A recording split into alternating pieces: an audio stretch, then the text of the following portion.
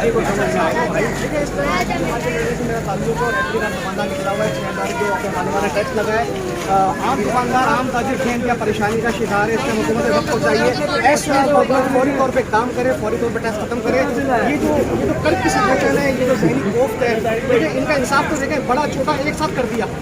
एक छोटा ताजिर है जिसके घर का बिल बेचारा जो 3 कमरों में रहते थे वो इस तरह एक कमरे में रह रहे हैं, यही कैसी चला रहे हैं। तो खुदा के वास्ते हुकूमत की गुजारिश है फौरी तौर पर बिल्कुल खत्म किया जाए। नामंजूर नामंजूर नामंजूर नामंजूर लालमिया टैक्स लालमिया टैक्स जैसी की गुंडागर्दी बच्चाखोरी